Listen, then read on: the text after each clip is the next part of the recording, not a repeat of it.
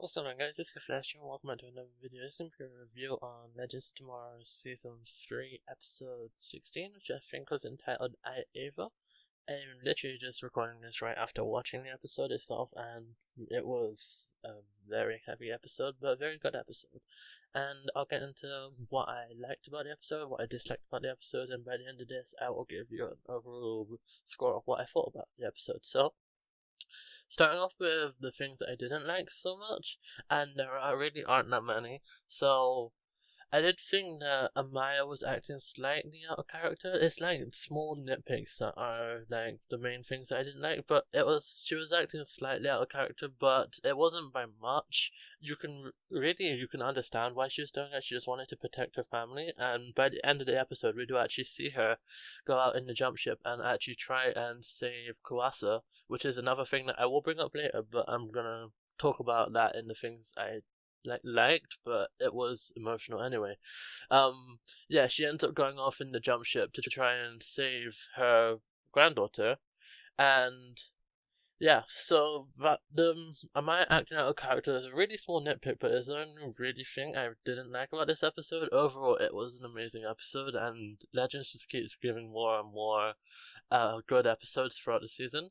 Anyway, getting into the things that I did like, there's a long list of these. So, I liked the Marla's storyline. It's really starting to take shape, the Marla storyline. So we had Nora Dark, who was actually being the vessel for Marla's in this episode. We had that teased, I think, in episode 14, because last episode was all about Sarah and being deaf. So I think it was episode 14 when Nora Dark was actually possessed by Marlis at the end of the episode, and now she has all of the weird marks all over her face. And now she actually has insane powers now. To be honest, she ends up giving up the spirit, not spirit. Is it the spirit totem or is it the? I'm not sure exactly what Amaya's totem is called, but she ends up giving Amaya's totem back to Kuasa in exchange for being able to torture Nate. And that's where it gets interesting, because something happened to Damien Dark, which I wasn't expecting, but overall I thought it was really well executed and really funny. But anyway, getting back to Nora and Malus, she actually has, like I said, insane powers. Wally was running at her, and she somehow she sucks the lightning away from him, and then throw it back straight at him. She essentially did a lightning toss, but a makeshift lightning toss, and I honestly didn't see that coming. And Malus's powers are actually kind of insane now, and so that then led on to after she took out Wally, that, no problem. Which we all thought Wally was going to be a bit of a powerful Legends. Apparently not. Apparently Marlis is even more powerful. So Wally fits right in and doesn't really he can get speed in and get stuff, but then you lose something happens in the timeline, so it doesn't really, it balances itself out because Wally can't just go around and speed everywhere and get everything sorted really quickly. And that's what I like about this version of Wally. I really think Legends knows how to write the character Kid Flash and Wally. They've changed his character so slightly from what he was on the Flash, and I think it is a good change. Wally and Nate are one of my favorite things on the show now as well, and I just love their chemistry together. It's hilarious. And speaking of Nate, obviously, like I said, that Kuasa ended up trading Nate for the Amaya's totem, but their original plan was to trick the Darks so that they could get the totem back, and Kuasa actually injected Nate with something that I think got rid of his powers. So yeah, they end up trying to trick the Darks, and like I said, Kuasa ends up double-crossing Nate in order to get the totem back. Which then leads to one of this is my favorite, probably one of my favorite scenes from the episode, and that was the scenes with Damien and Nate, how they were just both pretending to Damien didn't want to hurt Nate because he doesn't like he said, he doesn't feel torture. It doesn't really ring to him anymore. He just wants his daughter back, which is it's relatable. He just wants to get his family back. This whole episode was really focused around family, and it was really nice. But yeah, he didn't want to hurt Nate because he wanted to get his daughter back from Marlis. He made a contract with Marlis to try and be closer to his daughter in a sense. That's how he ended up getting her back, because obviously Nora resurrected Damien through Marlis. So they ended up making a contract with Malice so they could be together again, but now they're actually being torn apart by Malice, and Damien doesn't like that, so he was faking hurting Nate so that it was to appease Malice, but then she walks in and sees that he's not actually doing it and ends up almost killing Nate. But then Wally comes in to save the day, and that is where we get the scene where Wally gets his ass kicked by Malice in like seconds. We had the scene where he was running at him and she just throws the lightning at him. Can I just say, the CGI on the Speedster in Legends of Tomorrow is so much better than on the Flash. It actually looks like a person is running, not like a weird CGI mess thing like it does on the Flash. I'll just point you back to that episode in season 2 where Barry fought Barry and it just looked horrible. I think Legends has more of a budget to do CGI though, I'm not entirely sure. It could do, and obviously Legends had some of its budget freed up when it got rid of Firestorm, which was the reason why he was. They didn't really use Firestorm that much, but when they do, he took up a lot of budget with the flames and the merging, because it was a lot of CGI. But a Speedster seems to be less CGI because it's literally just CGI and lightning, which is somewhat easier, I suppose. Anyway, getting on to the next thing. I really liked the storyline with Sarah and Ava. I have liked it all season, and we actually found out who Ava was in this episode. Like, we had that tease, I think it was in episode 14 with Rip, where he deletes a file from the Rave Rider, which actually tells, who Ava is, I think. That's what it was.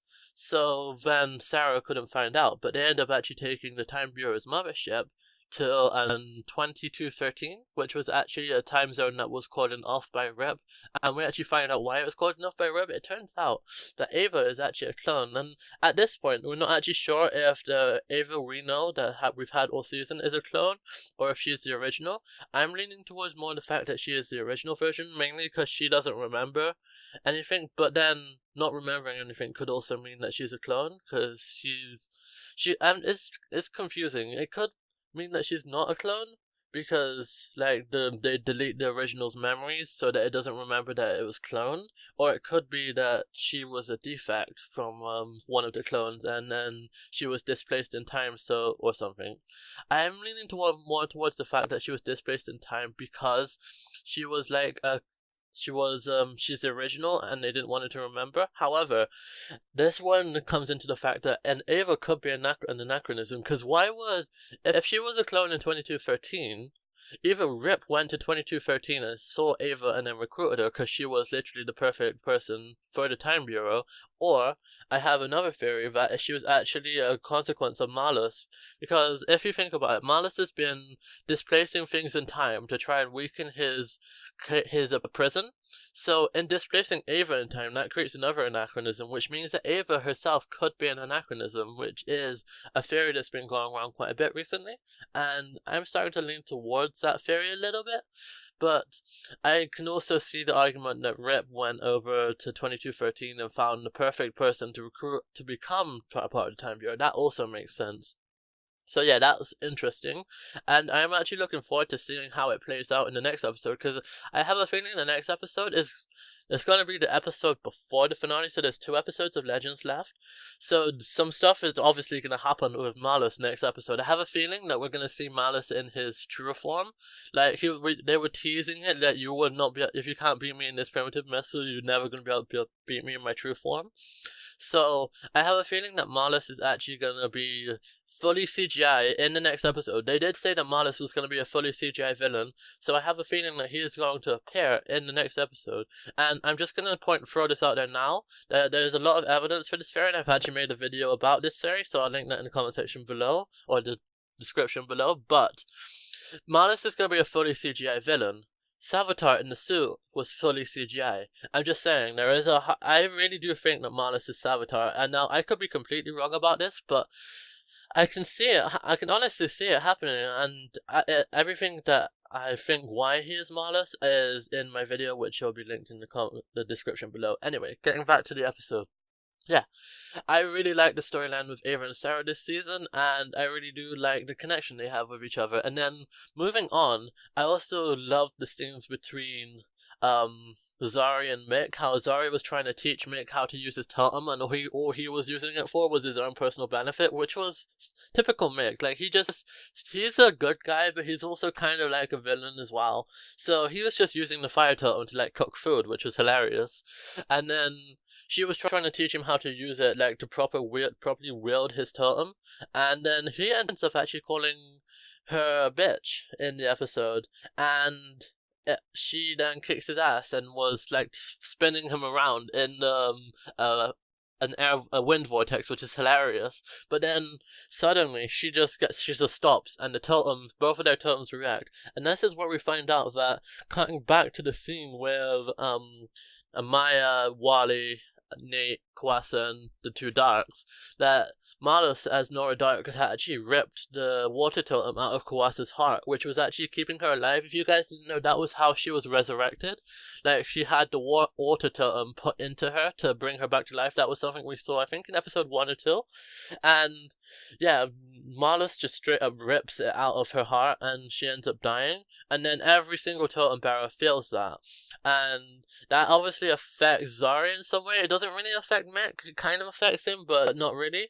And then obviously we get the scene where Kwasa dies, and we see that Maya tries to use her totem, and it is still under the power of Nora Dark.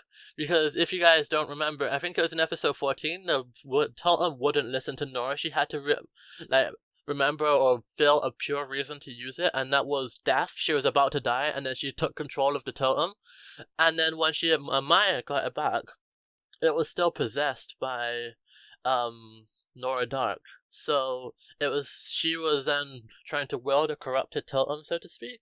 So it didn't really listen to her, and it looked like she won. So at the start of the season, we had this thing with Amaya where she couldn't properly control the totem. Like, it went freakishly powerful, and she couldn't remember parts of it, and then she did remember it. So it kind of looked like that in a way. And then obviously Wally gets them out of there, and they're all safe. But it's interesting what they're gonna do with Amaya by the end of this season, because obviously she needs to go back to 1942. So otherwise, Kawasa and Mari are never born, because if she goes out with Nate, then she never gets with the grandfather, which actually makes Kawasa and Mari exist. So yeah, that's gonna be interesting to see how it plays out, because Amaya isn't really a person who can stay on the team long term because of these consequences, even though she's technically out of time, but she does eventually have to return to her own timeline, and I don't know when that's gonna happen. Now, I can see it happening if Legends does get renewed for season 4, which is most likely going to be renewed for season 4. They said that Constantine, I've made a video about this, that Constantine is going to be coming a season regular, so I can see Constantine taking the place of Amaya on the team, and by the end of the season, Amaya actually goes back to 1942, and ends up fulfilling her destiny of becoming the Vixen in that time period, which then allows Mari to become Vixen, and it kind of saves Kwasa, even though she's going to end up dying in that time period anyway.